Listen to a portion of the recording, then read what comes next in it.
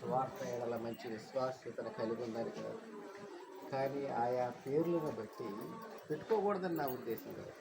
అట్లా ఉంటే మంచిదే, అంత భక్తులు కలిగి ఉంటే మంచిదే, కానీ సమాజంలోనికి వెళ్ళే కొద్దీ మన పేర్లను బట్టి మనల్ని తక్కువ చేసి మనల్ని సరైనటువంటి విధంలో గౌరవించకుండా పక్కన పెట్టేటువంటి పరిస్థితుల్లో చదువుకొని విద్యావంతులు కావటం, మంచి పేర్లున్నవి సతీష్ లేకపోతే ఇట్లాంటి పేర్లతో పాటు వర్మ అనేటువంటిది రాజరికానికి గుర్తు.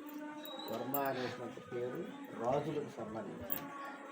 దేవుని వాక్యం ఏమని సెలవిస్తూ ఉంది? మనం రాజులైన యాజక సమూహం. మనం రాజులు అని మనం నమ్మలేకపోతా ఉన్నాం.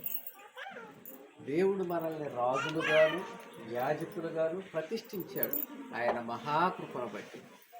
ఆయన ఉచితమైనటువంటి కృపచేత ఆయన ఇచ్చినటువంటి, అందుకని దేవుని వాక్యం ఏమని సెలవిస్తూ ఉంది? శాశ్వతమైనటువంటి కృపతో నేను మిమ్మల్ని ప్రేమిస్తున్నాను, మీరు రాజులైన యాజక సమూహం.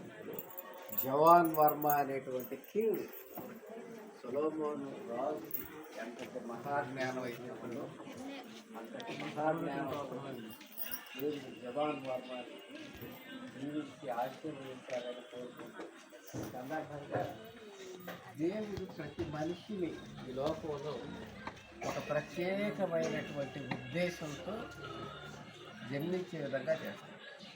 ప్రతి మనిషి పుట్టుక ఎడల ఒక ప్రత్యేకత అనేది ఉంటుంది.